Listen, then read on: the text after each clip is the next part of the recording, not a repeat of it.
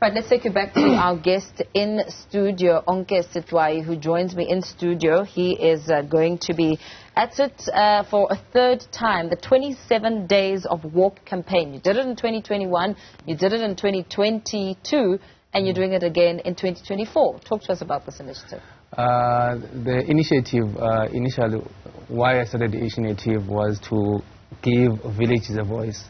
Because I believe that like villages are forgotten. So there's a lack of resources in villages. So one thing that moved me especially was the preschool that I saw back at my village. When I went back home, because I'm based in Joburg now, so whenever I went back home for a holiday, I saw a shack that was used as a preschool and a long drop toilet that the kids from this preschool were using. So I think that moved me and touched me. It made me want to do something. So I started thinking about ideas on how I can bring attention to my village and to the high schools that side, especially the preschool. So the idea of the 27 Days Walk was inspired by a movie called Forrest Gump. When I was watching, because I was always asking myself, okay, what can I do to bring assistance to my village? And then when I was watching that movie, I saw a guy was running, and then he got all this publicity, and I said, maybe I can do the same thing to try and bring attention to my village, since I don't have the resources to do the things that I want to do. All I have is the passion to bring help to my village. So, and then me and my friends were having a conversation, because when I started talking about the idea with my friend, they said, no, you're crazy, you can't do this thing. And then the number 27, how we got to the number 27 is when I remember around that time when I was talking about the concept and the idea, I was reading the book Long Walk to Freedom. Yes. And then I thought, no man, it would be nice, it would be great to also honor the man who sacrificed his life and youth for us to be here today. So also what I'm doing is also I'm giving myself just for the sake of kids, because there's something that Trevor Noah said, that our imagination is limited by our environment and what we're exposed to. So now try to imagine a child who goes to a shack for studying, who doesn't have books, who doesn't have things to play around. They don't even have the playground. If you go to the preschool in the suburban areas, you see the swings, you see toys, cars, and all those things. Those kids don't have access to those things, but you can see these kids, they do want to learn. So for me and with the team that I'm working with, what we're trying to do is try to create that space for kids, so that they can be, so that they can expand their imagination as well. Because for me, growing up in the villages, my imagination was limited until I came to the city, and then until I started reading books, and then the books. So I learned that through reading books, you can travel to different worlds, to different parts of the world. You don't have to go to different parts of the world physically, but you can do that by reading books. So imagine doing that for kids at an early age. Yeah, incredible. Very, very inspiring. I mean, look, it sounds good on paper, but 27 days of walking is going to be a big task. Yeah. How are you preparing, and what sort of plan do you have in making sure that you do arrive safe and sound, still in good health? What's the process you're taking? So for physically, because you have to be fit physically, even though it's from my experience on the walk, I've realized it's more mental and also physical. So physically, there's a gym that's helping us called Limbro Fitness Park. So it's helping us to prepare physically for the walk.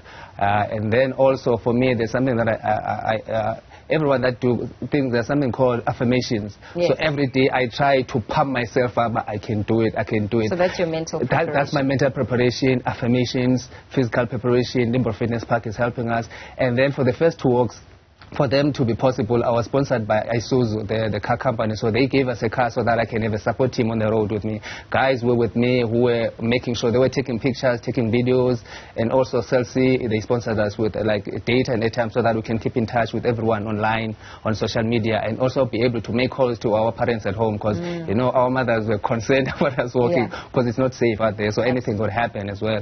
So, and then something else that happened that was very beautiful, even though us doing this thing, doing the 27 days walk, we are exercising the spirit of Ubuntu, which is a big thing to African people. So we got to experience that as well on the road, because for accommodation, we met people who accommodated us for free, who even cooked for us, because they were so interested in what we were doing and they wanted to get involved. cooked for us, gave us lunch boxes for the next day, for the next day. So that also, I think it encouraged us to keep on moving, to see that okay, a lot of people are also invested in what we're trying to do. So for me, and also the support of family members and friends and people that we have met on the walk as well, and people that we have met on social media. Even now, for me, there's something that I'm currently doing, which is I'm driving an Uber. So the idea of an Uber was for me to connect with people, to try and get the word out there as much as possible, to try and build a community of support for people to assist us to promote this 27 days walk campaign, to get to the right people. Because even though we don't have the resources, but we do have the passion. So, and we believe that there is someone out there who have the resources, who have the money to help us build the preschool, which can also be used as a resource center. So just reading your resume, it says you're an Uber driver, a professional walker, a creative writer, and a humanitarian, which speaks volumes as you describe the kind of work and the interactions that you're having along the way. So the logistics, your start date is in 2024. It's in 2024. Talk to us about that process. When you start, when you aim to finish, and how much you're hoping to raise.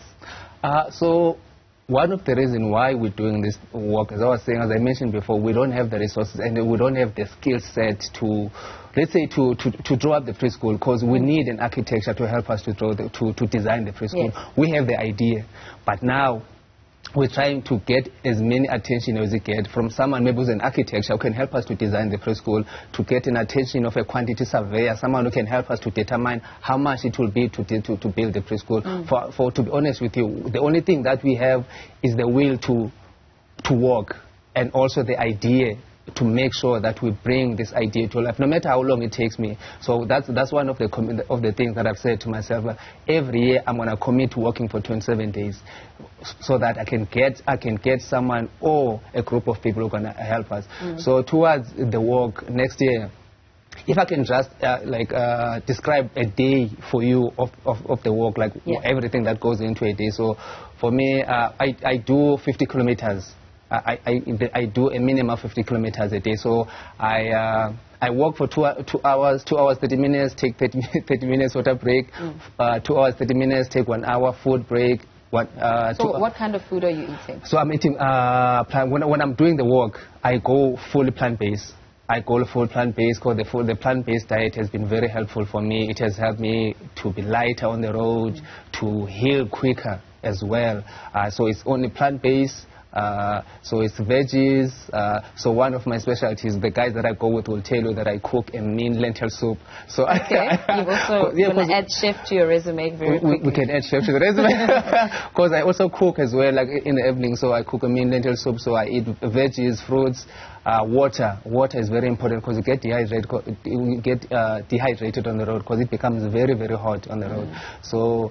And then, you speak about recovery. Does that mean there are injuries along the way? The injuries. So what happens on the road is that as we are walking, so that's why it's important to get the right shoe. So we're also hoping that we can get a good shoe company. I was also thinking when I was talking to my friends, I said, it would be nice to get a local shoe company to sponsor us, a company like Batu SA, a company like Drip to sponsor the walk, because now we are also, it's like there's a connection. We're also promoting a local brand as well. And also, so what happens is that you develop blisters.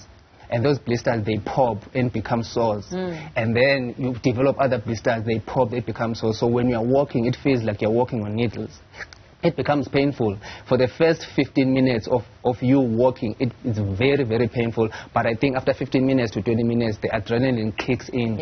And then at least you manage to walk. But whenever you take a break, that's when the pain comes in again. But what keeps us going is the thought of those kids, but what we try, the space that we're trying to create for this space, or for the children. So I think our strongest why, what keeps us going is the thinking about the children, thinking about the preschool, thinking about the environment that we're trying to create for these kids. For us to be here, someone had to sacrifice their lives. So we're not saying we want to sacrifice our lives, but also we just want to give them a voice to say, okay, there is this little village that needs this type of assistance. So how can people get in touch with you? Good Samaritans who may be listening and thinking, I want to be on board. So people can get in touch with us on social media at Dream Out Loud SA. It's like we have Dream Out Loud South Africa, so just abbreviated the SA at the end. So Dream Out Loud SA on Instagram, TikTok and Facebook. You can send us a message there at DM, and then we can get back to you. And also you can also contact us on WhatsApp on 062 513 7768 062 513-7768. You can also contact them, and then we're going to give you all the information, because a lot of people want to join the work. So, and my fear is that I'm worried about the logistics, because it's much safer and much manageable. But when there's only me working, because the first work that I did, I worked with a friend called Aphendule Phakade, who decided, who was crazy enough to want to join and work with me. And so now a lot of people have been approaching us. They say, no, we want to work with you, especially now that we'll be doing a garden drone show, because we'll be working along the coast. So if you want to be part of the campaign, if you want to be part of the Dream Out Loud community, just go to our social media pages at Dream Out Loud SA. Thank you so much, Onke Stwayi, who is going to be embarking on 27 days a coastal walk campaign, hoping to raise funds to build a preschool in a village in the Eastern Cape. Fantastic initiative. Good Samaritans, he's pleading for you to come on board and assist him. And of course, it takes us back